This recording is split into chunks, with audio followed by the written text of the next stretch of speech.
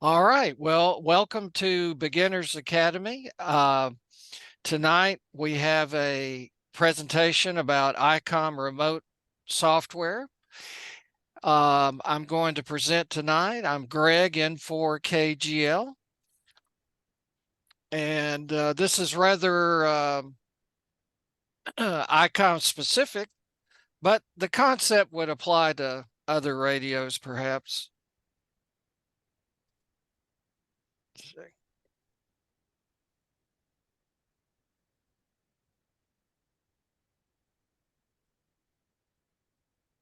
Oh, you skipped a page. There we go. All right. All right. Well, why would anybody use remote control software in ham radio? Well, a few reasons are to operate your home rig from other rooms via your local network. So your radio's in your shack, but you want to... Something's good on Netflix? Yeah, you want to operate from the den or something like that. So you could use your home network for the connection for your to see your rig and be able to control it from another location. And if you want to step things up to a higher level, you could operate your home rig from another location, like when you're on vacation, a second home. You know, there's a lot of scenarios while you're on your boat or whatever. And people do this. I run into them on the air, and they're in one location, their rig's in another. And a third use of this software I'm going to talk about tonight is to connect your laptop wirelessly to your Icom 705. Should you have an Icom 705. I have one, and usually you have to have that USB cable, but Icom put in some options to let you hook up wirelessly.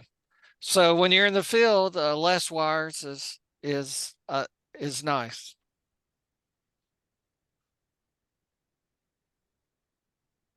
And well, Icom doesn't give their software away.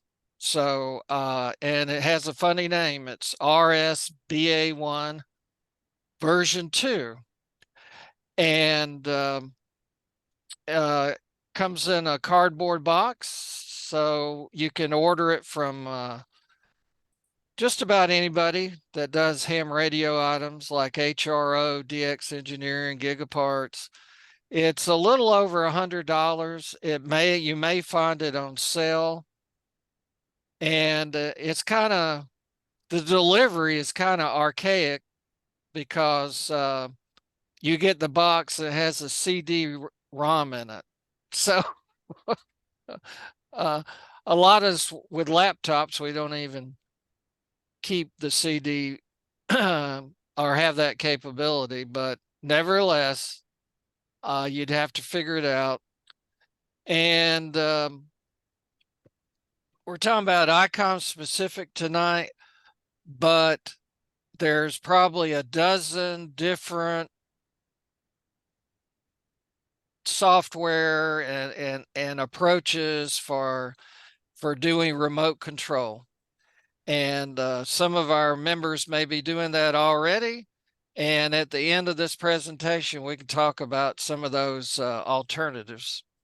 And those alternatives are, you know, maybe at no cost. So something to check out.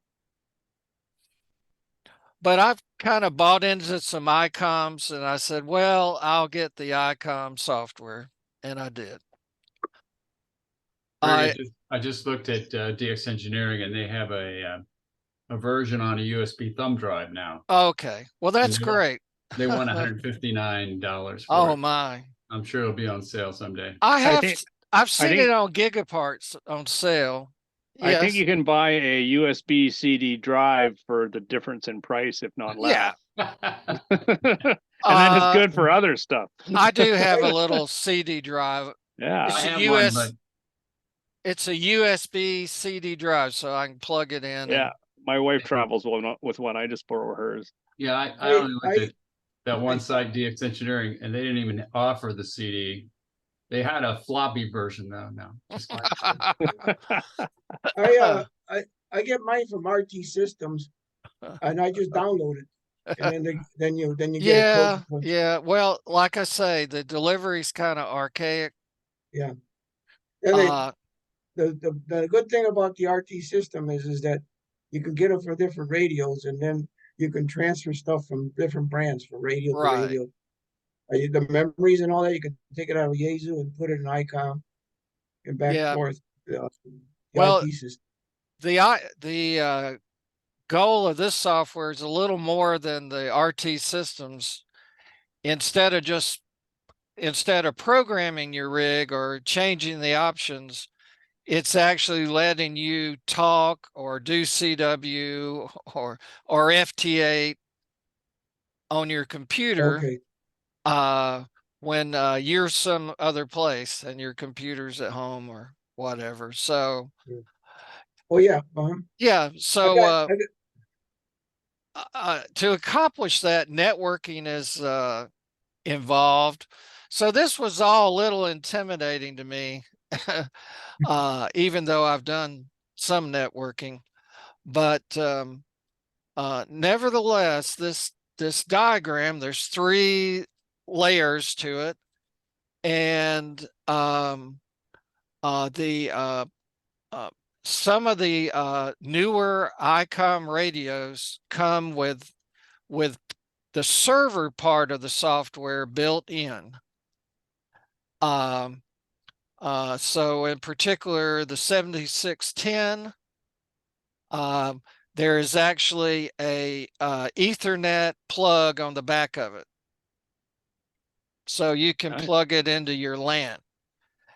And also for the Icom 9700. So if you notice, as far as at the shack, you don't need a computer to make this remote control happen, because the quote server is built into the radio. And audio goes through that too. Yes. Excellent. My Kenwood 890 does the same thing. I can hook it directly to the LAN. That's cool. Yeah. Yeah. All right. Well, that Ethernet cable would hook into your router in your house, and it would be available. So so in a remote location, you could have a PC, a Windows tablet. I believe this software just runs on Windows. And so anyway, that remote PC will have will have some Icom software on it. So anyway, that's one option if you have these newer kind of Icom radios. So this was a selling point. They said, oh, you don't need a computer at your shack to do remote control. You can just plug it in to the network, and that's true. You can also let it set your clock through that connection also. But okay, now dropping down to the middle here, for the Icom 705, instead of Ethernet, it has a it can be a Wi-Fi. Well, there's a couple of different modes, but basically it can be hooked in with Wi-Fi, and we'll go into a little more detail about that. So instead of an Ethernet connection, it has a Wi-Fi connection. So you can get to it from your Wi-Fi network, or it can act as an access point. So we'll get into that a little further. So the Icom 705, you know, Icom said, well, let's get fancy. It also has Bluetooth in it and all that. So is it the only model capable of doing that right now, Greg? that I'm aware of. Okay. Yeah. But down the road, I'm sure they all will, right? I can't guarantee that. Sounds pretty cool. Well, they don't like to change their radios once they put it out, but they will come up with a new radio. That's what I mean. Future Yes. models. Yeah. So it's the same idea that software on a PC can interact with the radio, and it is the CIV or CAT connection plus the audio is all going over the network. All right. Well, a lot. The Icom 7300 is very popular, and I like the 7100. That's what Bob has. Well, it requires that you have a computer in the shack to be the base server, it's calling it. All right. So this was all a plan. See, with the 7300, they want you to have the PC, but they're enticing you to get a 7610 and you don't need a PC. That's, you know, that's what they're up to. But nevertheless, it's going to work with a PC, and most people have a PC in the shack also. So this is all a little complicated. But if you're familiar with networking, it's a piece of cake. So, okay, we're going to go. There are some settings in the radio. These screens aren't from my radio. And I'm not going to go through it step by step, but basically there's network options. I'm using DHCP, so the router gives my radio an IP address. And I think DHCP actually fills in the rest of these things. So generally does. An IP, as we know, address is necessary for networking. But you on the right side, you also need a few other, like you have an option for a couple users. You really only need one. So there'll be a username and password. There'll be a radio name, and all this. So if you get into this, you're probably going to look at some YouTubes like I did and search, but it really wasn't too bad. So the 7610 has some settings, network settings. The 705 does also, and the 7300. So it's not a lot, but there are a few settings you would need to do in your radio to make this work. All right. Well, if you are going to do that option where you're away from home and you want to go from, you're on some network or some other network other than your home network, your router's going to need to do what's called port forwarding. And this is just a screenshot of the page in my router. So I had to create some forwards, and it's from the ports are 50,001 to 50,003, and So I had to go in as an administrator in my router and put these in.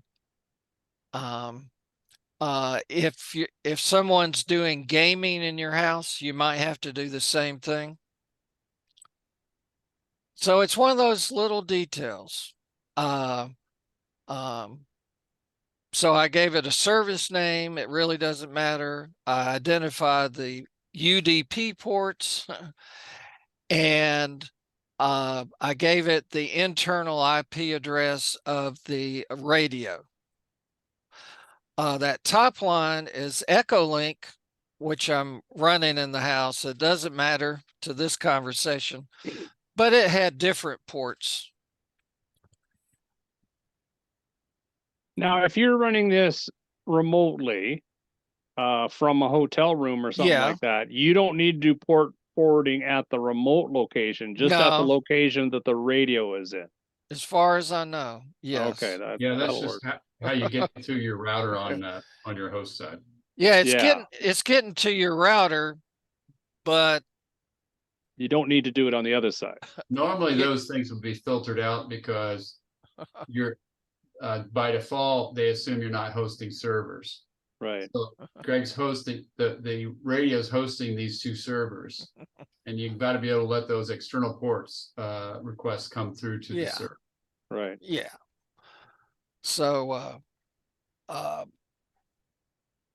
had a lot of trouble with my Comcast router, but I won't go into that. I now have a my own router. Saves me $15. So That's always the best way. Get your own cable modem too. Yeah, well, that's basically what it is. It's a combo. All right. Well, I'm not the big expert at networking, but conceivably your radio could, when you turn it on, could get a different IP address, and that would mix this up. So I also did something called a router IP reservation. It's another screen in the router admin pages. And so I told it to reserve this 1.12 for my radio. And I got the IP, the MAC address, not the IP, but the MAC address. So you could set this up and it would work for a while and then it wouldn't. And it could be because that IP address changed. It's an internal IP address to your network, but nevertheless, it could change. So I'm using this IP reservation to avoid that problem. Good deal, Greg. That's the way to go. All right. Okay. Well, there's really like two programs, essentially executables.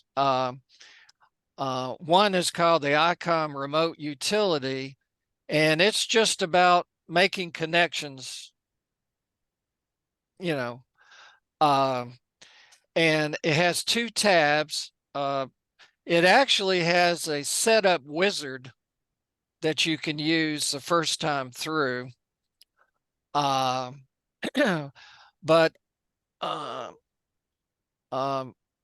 this one in the middle,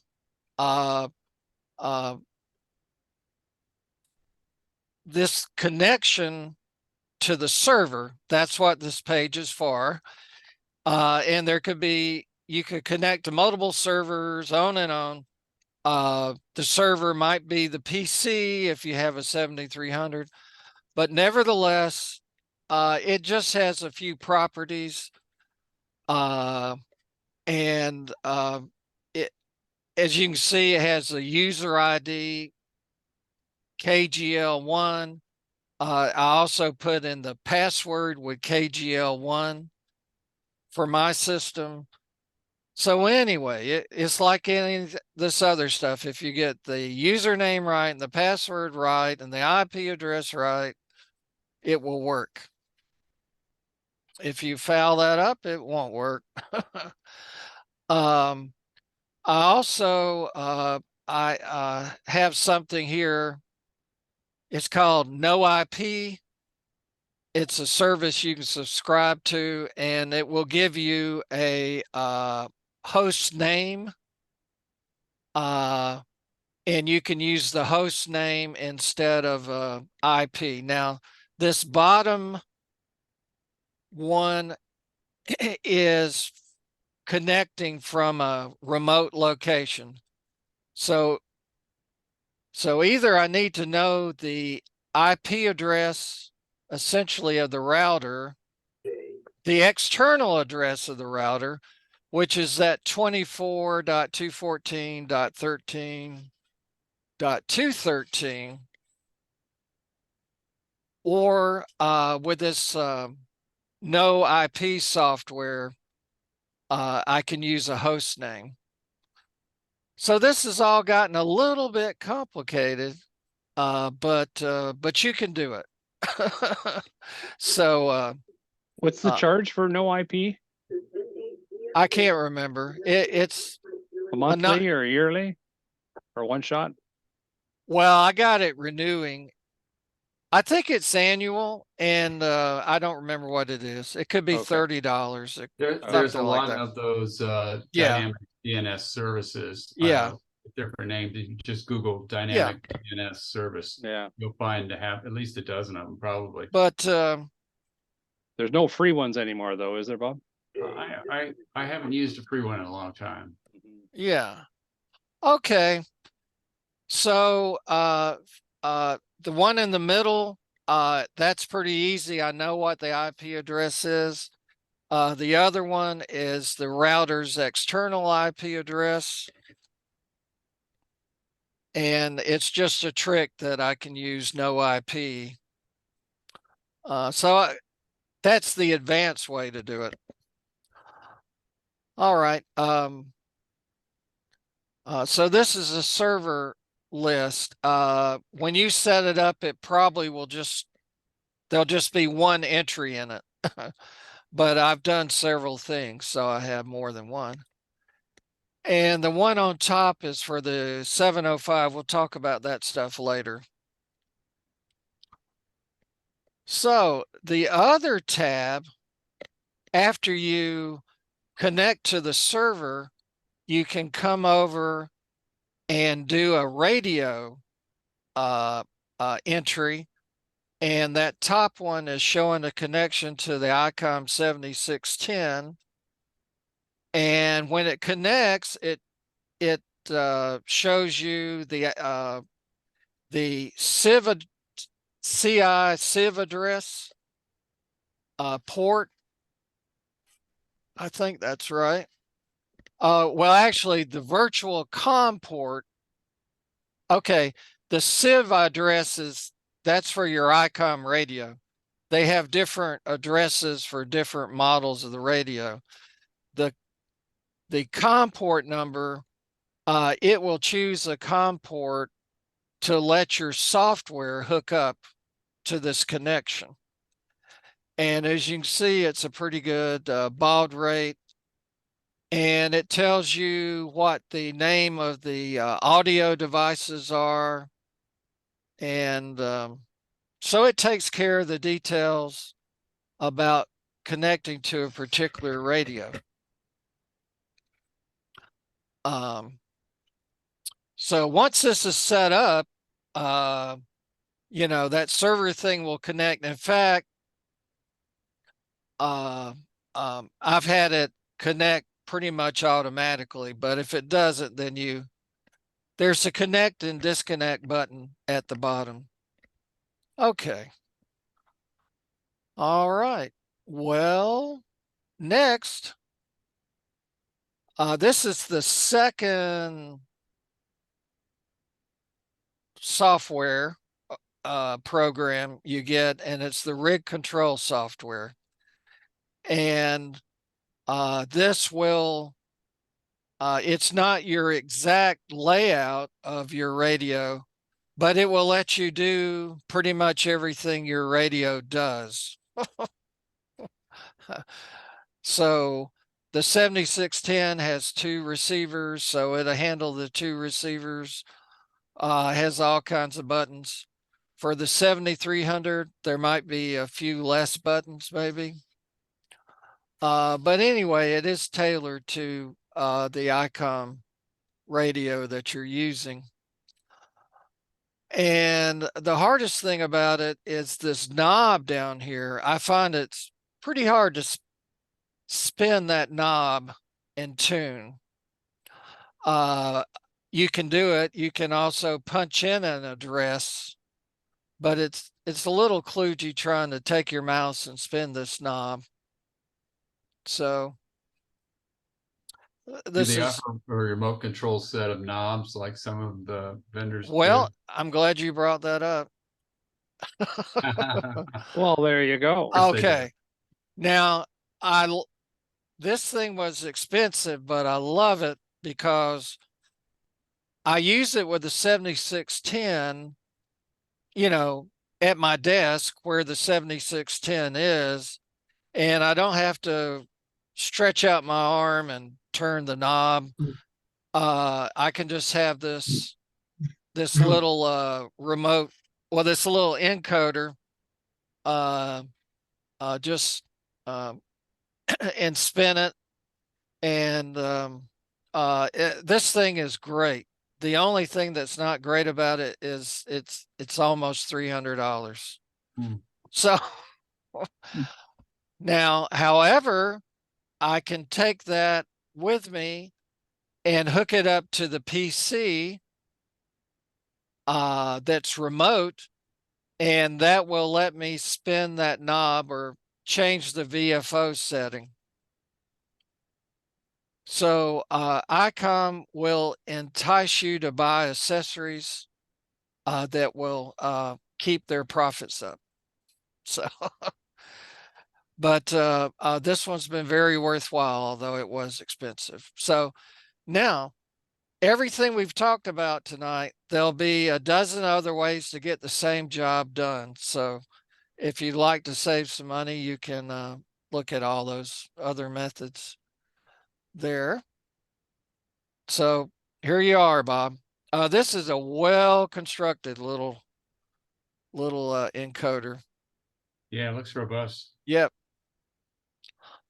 All right. Well, on your remote computer, this blows my mind. You can get the spectrum scope.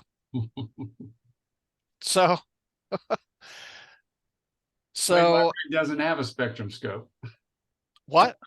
It will when you use this software. On the 7100. It should. Yeah. Oh my, that's amazing. Yeah, it does. Okay. I'm buying this software. Oh, I may have to get the little remote now. Well, before you press the button, we might want to double check it, but it's actually using the sieve commands to get this information. Now, really, Bob, I can't swear to it, but I suspect that it will. Let's take that for a homework assignment. Okay. So, Ham Radio Deluxe will do that. Yeah, a lot of software will give you a spectrum scope. Okay. Even if your radio's front panel doesn't have one. So, but I'm amazed that it does it over the network, It Yeah. seems like a lot of data. It is pretty good. Yeah.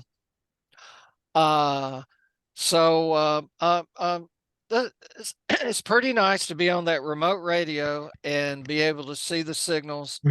And then you can actually click on it. That's one way to move the VFO is to click on the spectrum scope, and then you would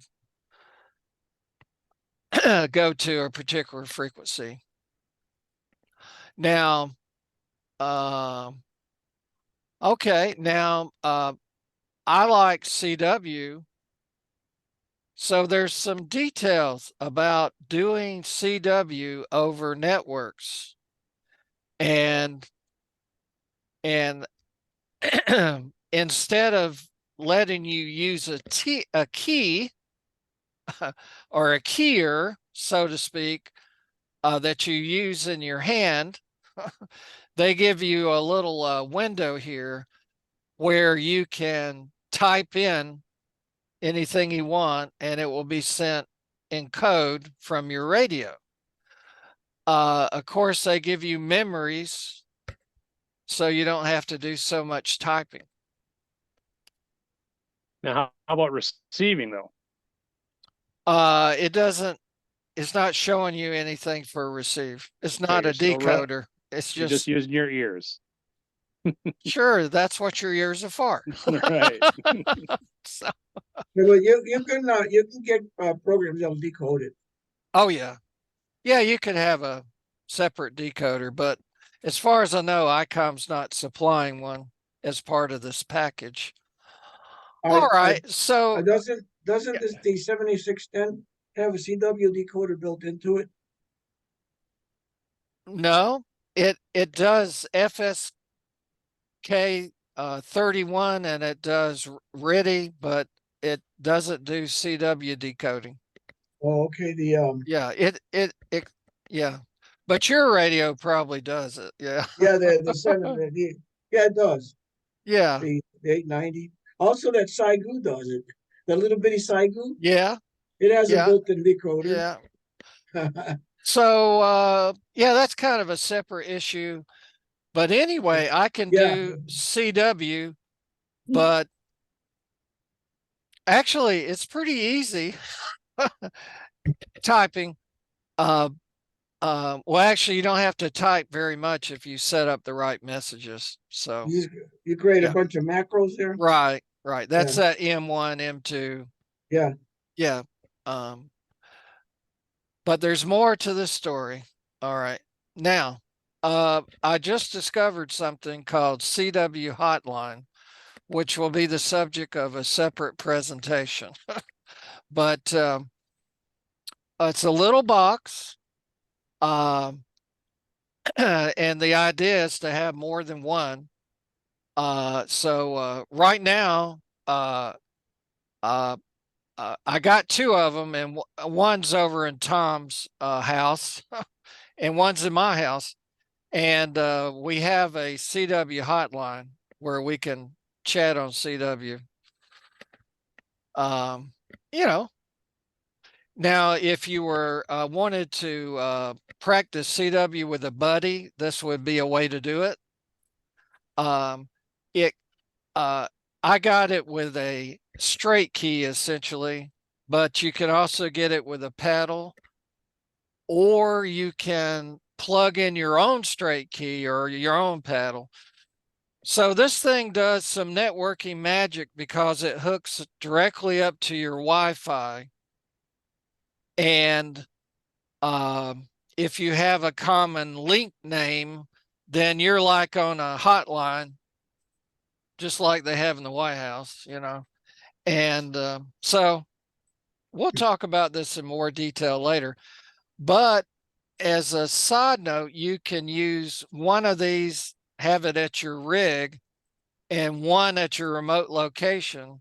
So you can still key by hand and have it key the radio.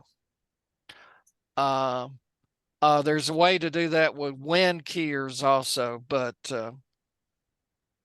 this is pretty novel, and so Cool idea. yeah. The guys that put this together are really smart. And there's many more options of how to use this. So like I say, we'll cover that in more detail later. All right. Well, this is I guess this made the software worthwhile to me. um, the 705 can be a wireless access point. Okay. So you can get that connection wirelessly over Wi-Fi. Okay. And you know, the radio has Wi-Fi in it and the PC has Wi-Fi. So actually I can look at the network when you start it up, I can look at the networks on the PC, the Wi-Fi networks, and I see one of them is a 705. So I click on that, and then it has made this connection, and you use that remote utility to make that happen. And you have this magic connection.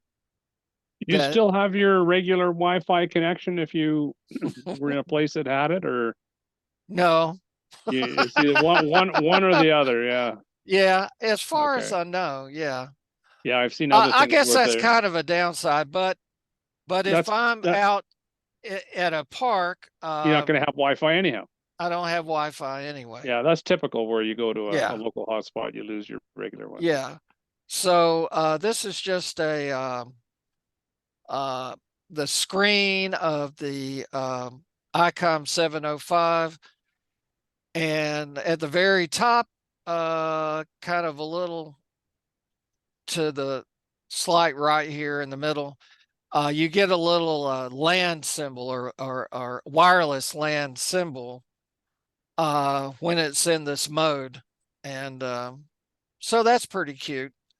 And it also gives you a symbol that you have a COM connection going. All right. So for all you new hams and others, this will let you do FT8 without any wires when you're at a park or whatever. So this is just so this would be my little Surface Go with FT or WSJTX on it. And it's connecting to the 705 wirelessly. So you could also do it with a USB, but so this is kind of nice. And I've thought, who knows, I might move things around when I'm camping. So it's just a feature that they have. Now, actually, I haven't figured out how to do FT8 with the 7610 connecting through the network because I tried it and it didn't work. I got an error. So that's something else to try. Yeah, I think you need a host PC anyway to do that, Greg.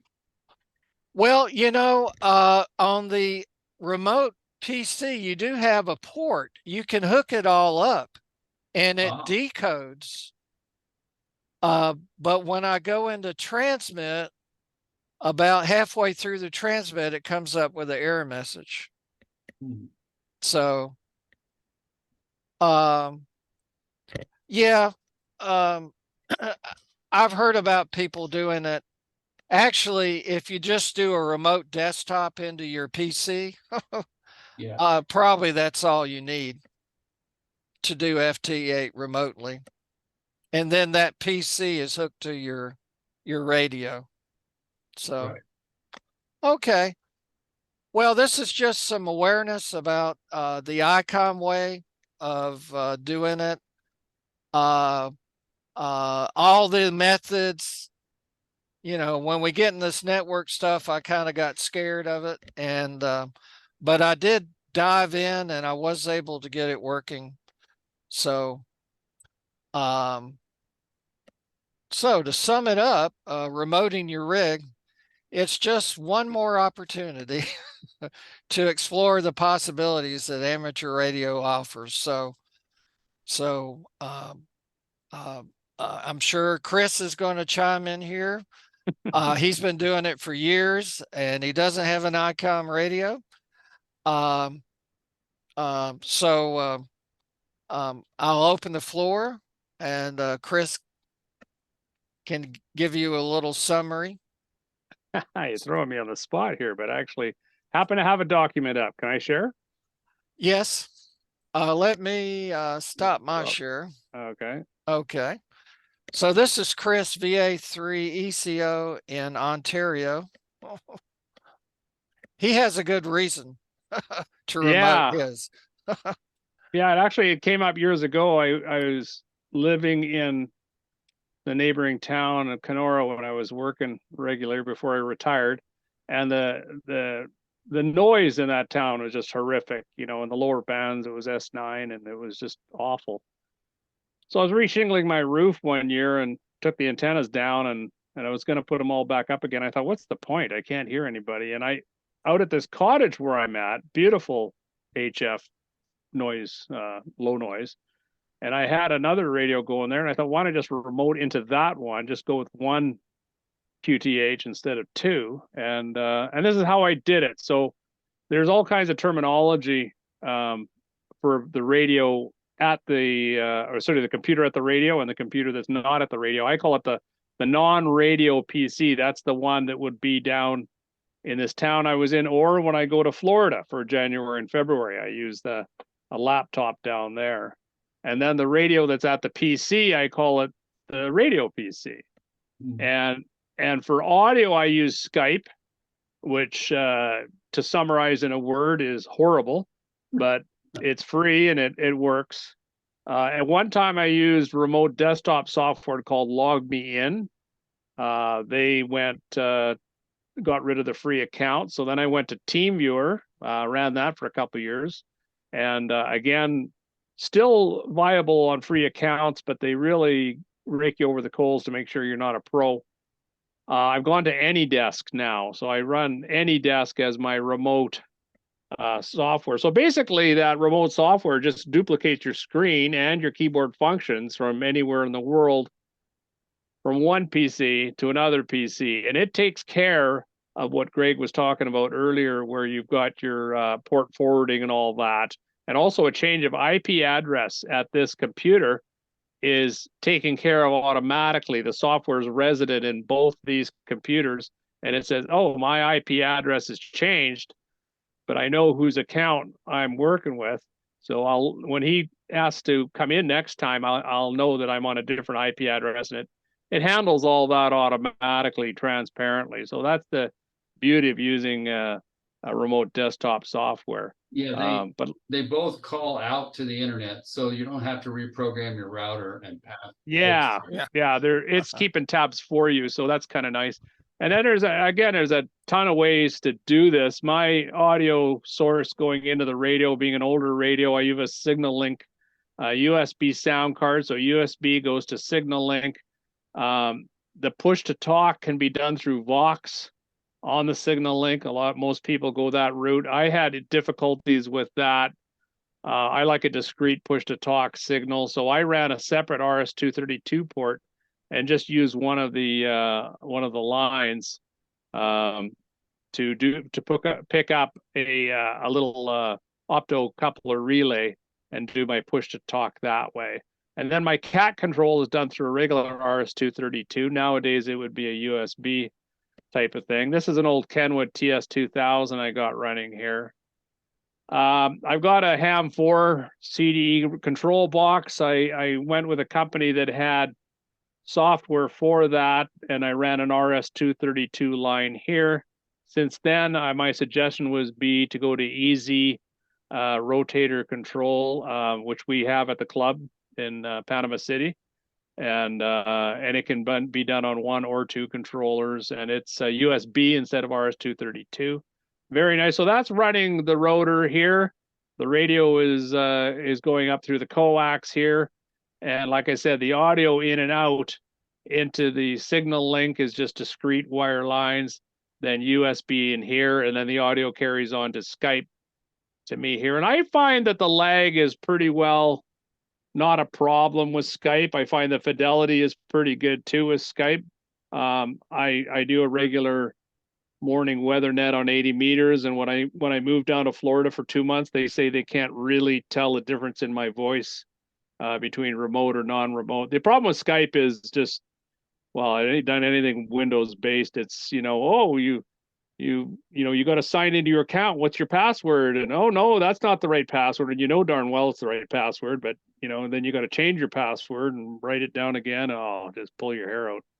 But for the most part, the system works. It's It's Yeah. not bad. I've got a whole document on how I did it years ago. One thing, if you're doing remote, is how to power down your radio if things go awry. This was a long time ago. It was a dial-up system where I could dial into the telephone landline where the radio was and power down everything remotely. This company's gone out of business, but you can get quite inexpensive USB, actually their Wi-Fi to 120 volt, 3-prong plug, and plug your power supply into that. And that's what I've got now. I can't really show you because my camera's over here and the plug's way down there. But it's pretty reliable. The router to the switch is pretty reliable, and the radio acts up. I can just kill it. It kills the computer, kills everything. And not very often I have to do it, but I have had to do it now and then.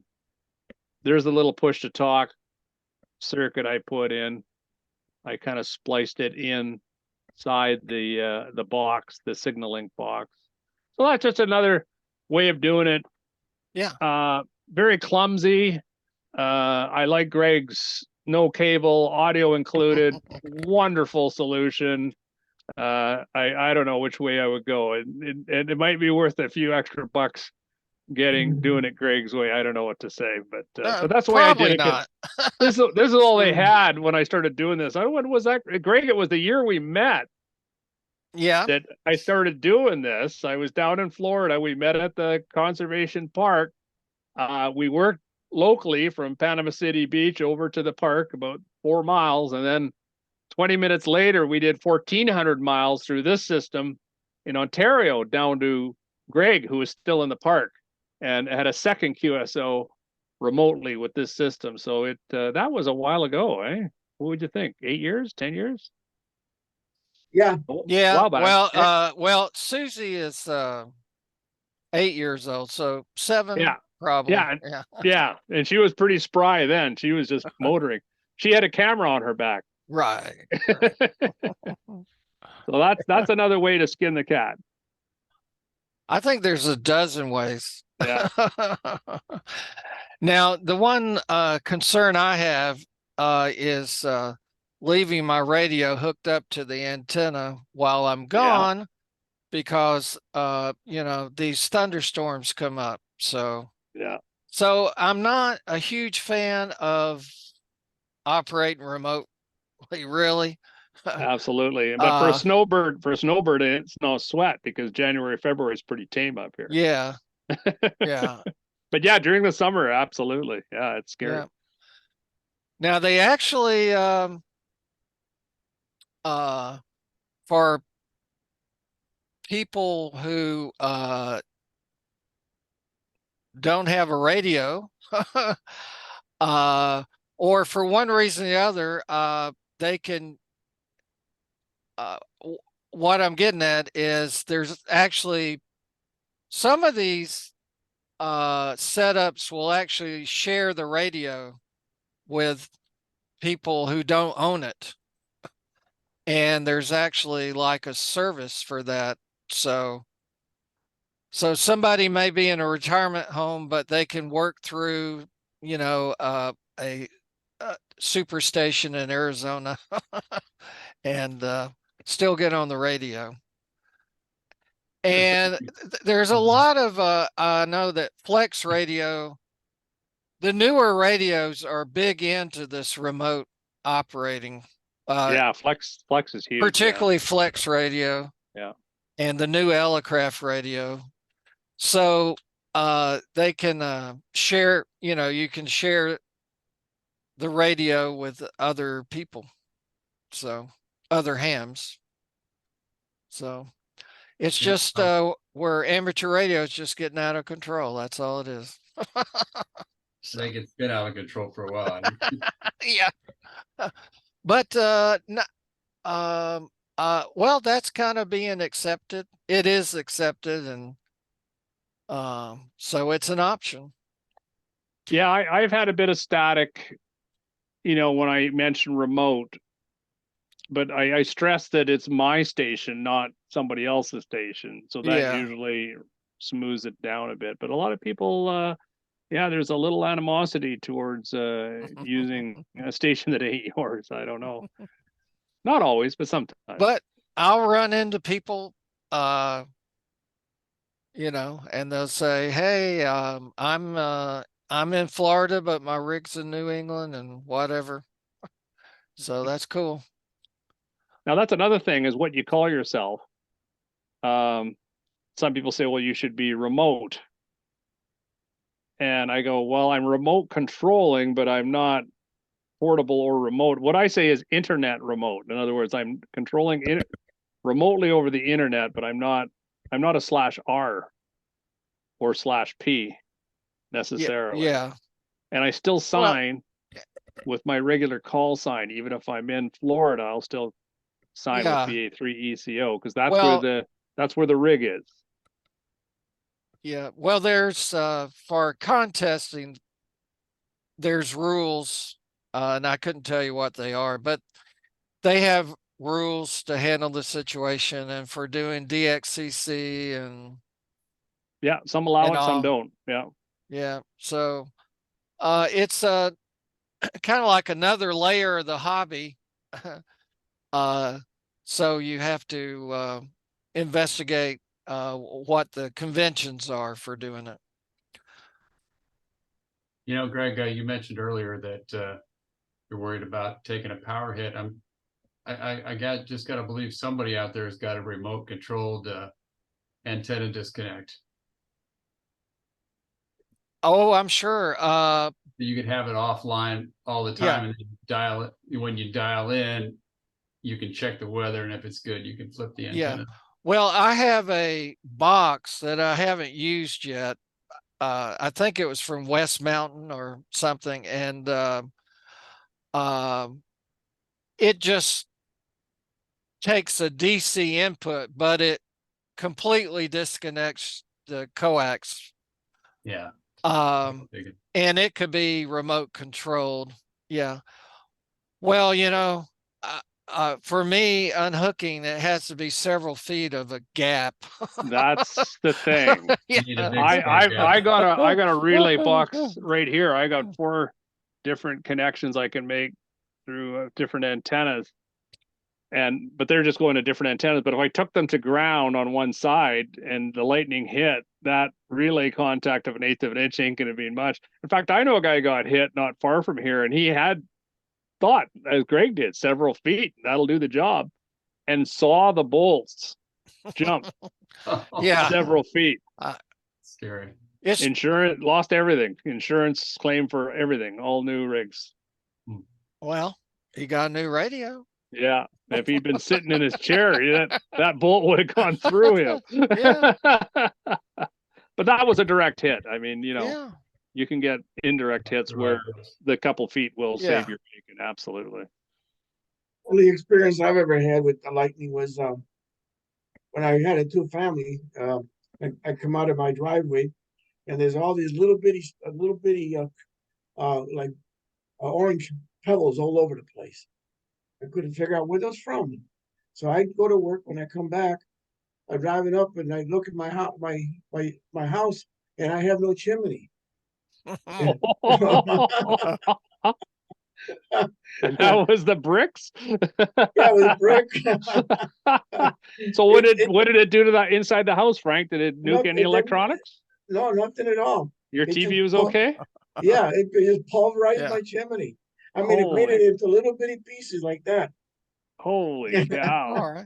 Yeah. Because when it got down to the living room, it could have jumped over to your TV or what have you. It knocked. Well, the chimney stuck out about 2.5 feet above the roof, and it knocked it out down to the roof line.